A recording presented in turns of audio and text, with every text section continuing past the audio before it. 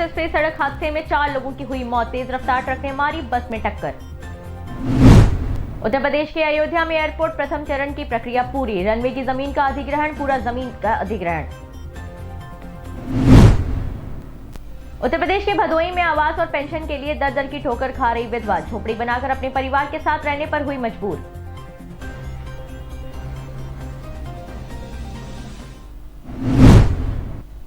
नमस्कार, मैं हूं शाहीन और अब खबरें विस्तार से। उत्तर प्रदेश के हरैया में समाधान दिवस पर 123 मामले सामने आए हैं, जिसमें से 16 मामलों का तुरंत निस्तारण कर दिया गया। इसके अलावा जो मामले अभी बचे हैं, उसका joint magistrate Haraiya doctor Nand Kishore Kalal ने कार्रवाई करने का आश्वासन दिया है। 123 मामले सामने आए, जिनमें से 16 मामलों का स्थल पर ही आज यहाँ समाधान दिवस में ही निस्तारण कर दिया गया और बाकी के जो मामले हैं उनको संबंधित विभागों को संदर्भित कर दिया गया है और ये निर्देशित भी कर दिया है कि उनका गुणवत्तापूर्वक निस्तारण तय समय सीमा के अंतर्गत ही जो है पूरा किया जाए। सर, ये उभाई का प्रकरण जो रहा है, जिसमें ग्राम प्रधान अपने ग्रामीण से 10,000 11,000 रुपये की मांग कर रहा था, खबर चली थी, उस पर क्या कुछ कार्रवाई हुई है सर? जी, उसके संदर्भ में तहसील पर हमें कोई आधिकारिक रूप से शिकायत प्राप्त नहीं हुई। जी, शिकायत प्राप्त होती तो संज्ञान लेकर के कार्रवाई जरूर की जाती, लेकिन क्योंकि अभी आपने संदर्भ में संदर्भित किया है तो मामले का संज्ञान लिया जाएगा और संबंधित विभाग से कोऑर्डिनेशन स्थापित करके निश्चित रूप से नियमानुसार कार्रवाई सुनिश्चित करवाई जाएगी।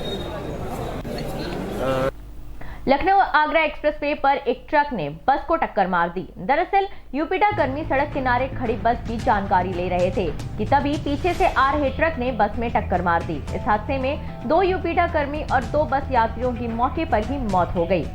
इसके साथ ही 6 से ज्यादा लोग भी गंभीर रूप से घायल हो गए। घायलों को इलाज के लिए मेडिकल कॉलेज में भर्ती कराया गया है।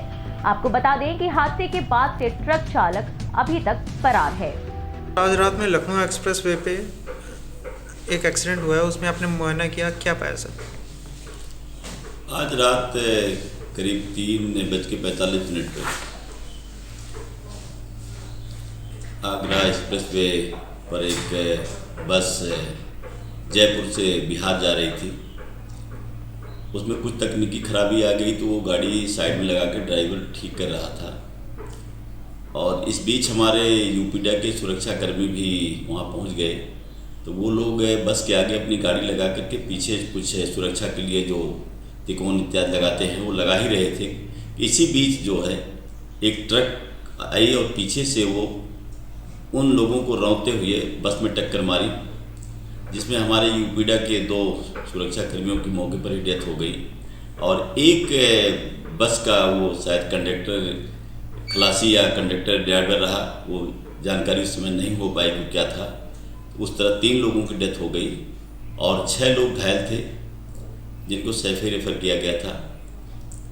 उसमें से एक जो बस के यात्री थे उनकी भी डेथ हो गई। तो इस तरह इसमें कुल 4 लोगों की डेथ हो गई है और 5 लोग घायल हुए। घायलों का इलाज सैफे में चल रहा है और जो डेड बॉडी है उनके प्रोसेस किया जा रहा है।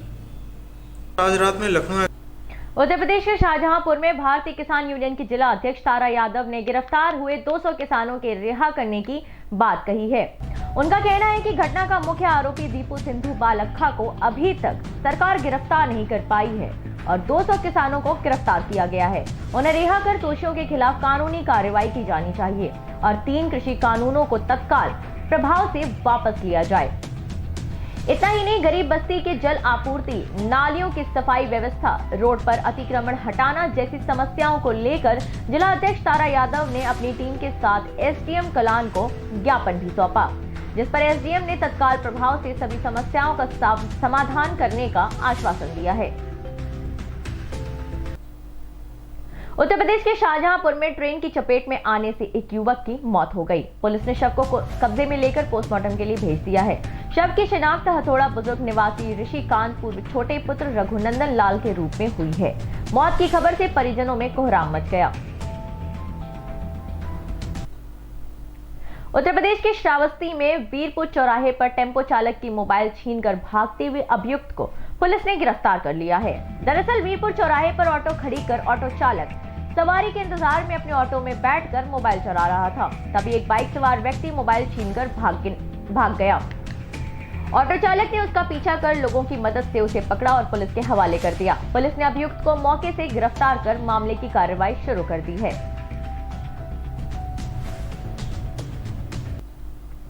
उत्तर प्रदेश के अयोध्या में मुख्यमंत्री योगी आदित्यनाथ के ड्रीम प्रोजेक्ट भगवान श्री राम एयरपोर्ट की प्रथम चरण की प्रक्रिया पूरी हो गई है।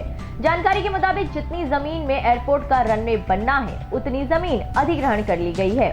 इस मामले में जिलाधिकारी अनुज झा ने बताया कि 2 दिन पहले भारत सरकार के नागरिक उड्डयन सचिव और ज्वाइंट सेक्रेटरी ने प्रस्तावित मर्यादा पुरुषोत्तम भगवान श्री राम एयरपोर्ट का निरीक्षण किया था। डीएम अनुज झा ने बताया कि एयरपोर्ट के रनवे में जितनी भी जमीन की आवश्यकता है उतनी जमीन का अधिग्रहण पूरा कर लिया गया है।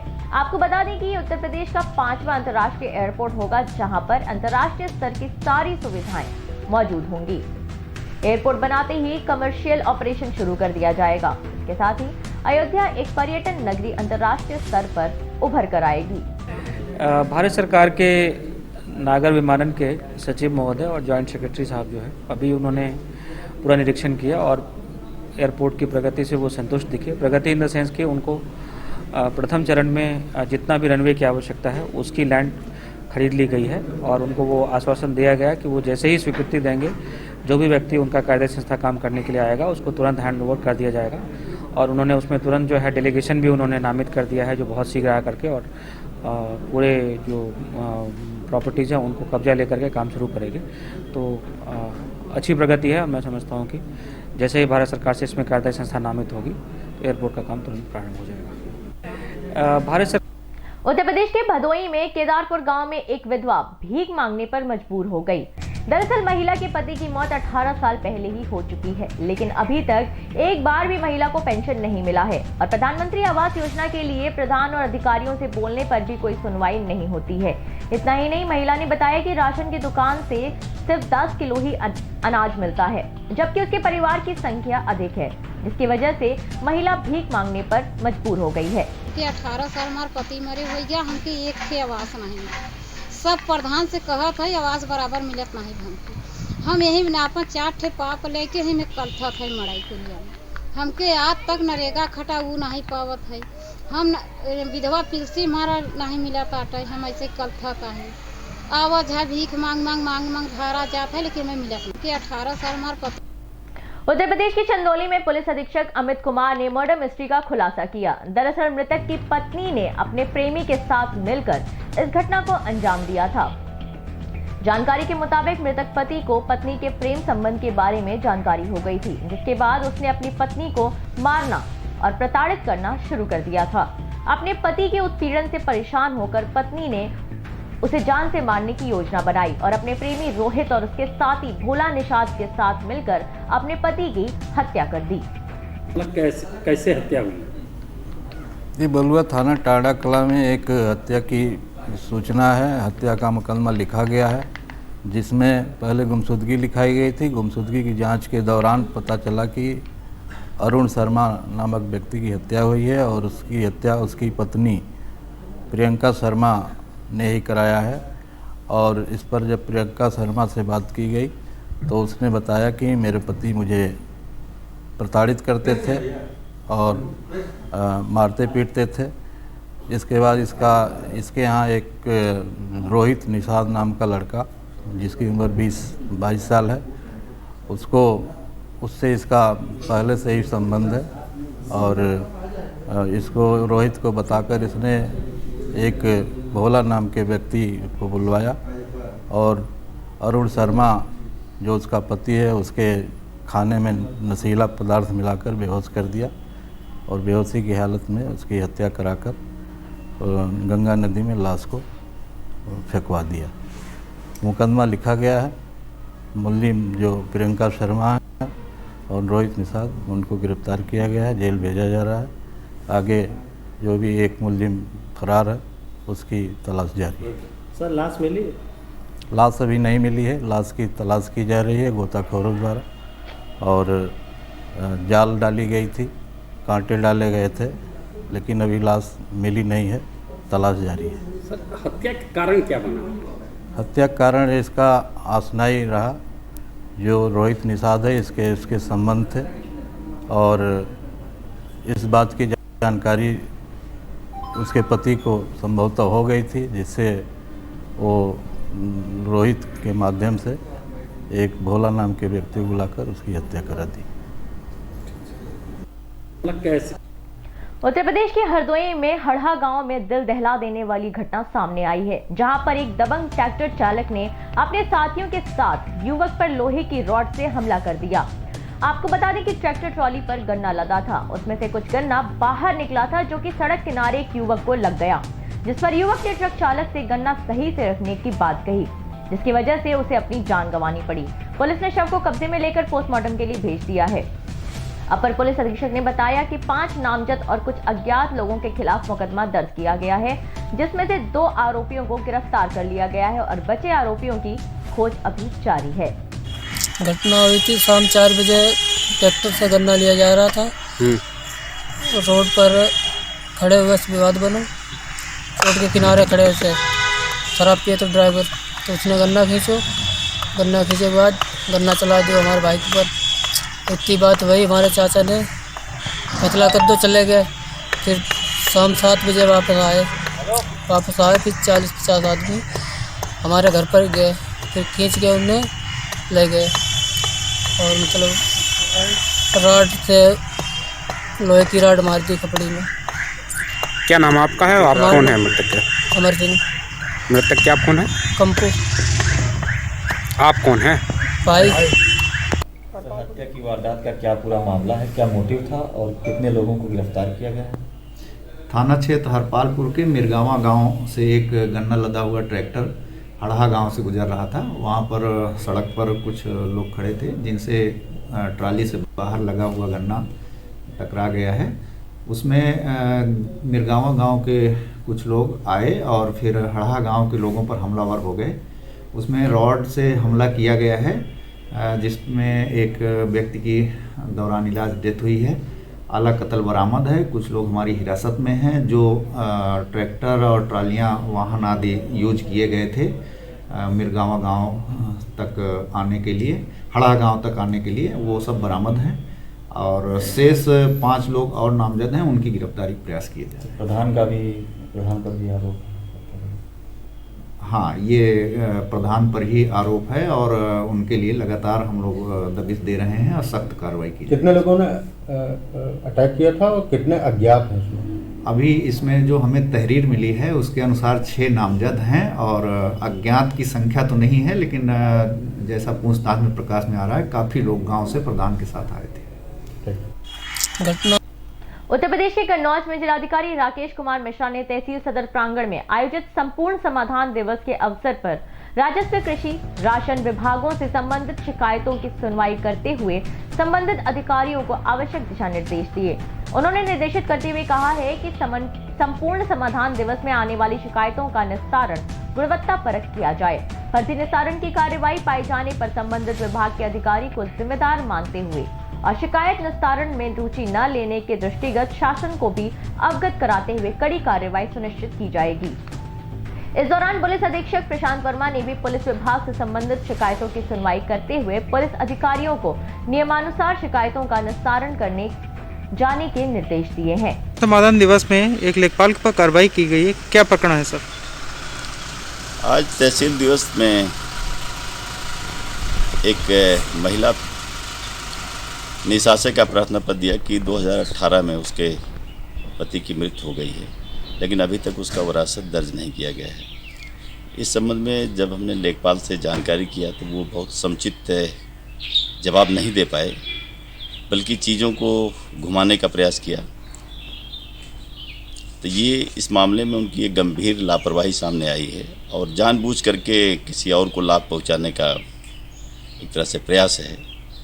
इसलिए उनको तत्काल प्रभाव से निलंबित करने का निर्देश दिया गया और उस महिला की वरासत आज ही दर्ज कराने का निर्देश एसडीएम को दिया गया। समाधान दिवस में एक उत्तर प्रदेश के मथुरा में गांव जलभराव की समस्या को लेकर मंगल दिवस के आयोजन में नगला लोका वासी ग्रामीण शिकायती पत्र देने पहुंचे। ग्रामीणों ने महावन तहसील पर मंगल दिवस की अध्यक्षता कर रही आईएएस दीक्षा जैन को शिकायती पत्र सौंपा। जिस पर आईएएस ने मौजूदा लोगों को आश्वासन दिया है कि 15 दिन के अंदर ही आपकी समस्याओं का निवारण कर दिया जाएगा। हाँ अध्यक्ष जी, आज आप किस विषय को लेकर यहाँ पे धरना प्रदर्शन कर रहे हैं? आज हमारे ये पैतृक गांव नगला लूका से बुजुर्ग, नौजवान और हमारी महिलाएं भी आ रही थी, मगर कुछ निवेदन के बाद वो रुक गईं। हमारे गांव में नगला लूका उत्तर में एक पोखर पड़ती है जो ओवरफ्लो है, एक दक्षिण में पड़ती है जो नगला लूका गढ़ी के मध्य पड़ती है। वहाँ पे बहुत बुरी हालत है, इतना सड़ा हुआ पानी हो गया है कि कभी भी कोई भी महामारी फैल सकती है वहाँ। इस विषय को लेकर के पिछले 6 महीने से ये समस्या चल रही है। इस समस्या को लेकर के यहाँ हमारे बुजुर्ग आए हैं। ये कहीं किसी कोई पार्टी का मामला नहीं है, ये व्यक्तिगत हमारी जनता की समस्या है। एक्चुअली समस्या पूरे गांव का मामला है, पूरे गांव की समस्या है। तो अभी किसको आपने ज्ञापन दिया? अभी जो ज्ञापन दिया है और जो बात हुई है हमारी एसडीएम महोदय उनसे हुई है, और यहाँ पर उन्होंने कहा है कि मैं स्वयं जा करके घटना को देखूंगी और तुरंत उसका निस्तारण करने की कोशिश भी करेंगे। ठीक है। झारखंड के साहिबगंज में 1 दिवसीय 42वां स्थापना दिवस कार्यक्रम का आयोजन किया गया। इस कार्यक्रम की अध्यक्षता विधायक लोबिन हेब्रम ने किया। इसके अलावा विधानसभा के विधायक प्रतिनिधि पंकज मिश्रा ने बीजेपी पर तीखा प्रहार भी किया। इस दौरान विधायक लोबिन हेब्रम, जिला अध्यक्ष मोहम्मद शाहजहां अंसारी के साथ साथ झारखंड मुक्ति मोर्चा के कई वरिष्ठ नेता भी उपस्थित रहे। उत्तर प्रदेश के शाहजहांपुर में आम आदमी पार्टी के कार्यकर्ताओं ने विभिन्न मांगों को लेकर जिलाधिकारी को ज्ञापन सौंपा। कार्यकर्ता दिनेश ने बताया कि स्थानीय ठेकेदार वहां सड़क पर डग्गा मार वाहनों को खड़ा करवाकर उसका किराया वसूल कर रहे हैं। ऐसी बहुत सी समस्याएं हैं जिसकी वजह से लोगों को आने जाने का दिक्कतों का सामना करना पड़ रहा है। उन्होंने ये भी कहा कि अगर उनकी मांगें पूरी नहीं हुई तो आप पार्टी के अधिकारी और कार्यकर्ता धरना प्रदर्शन भी करेंगे। दिनेश जी, किन मांगों को लेकर आज आपने ज्ञापन दिया है, क्या कुछ मांगे हैं?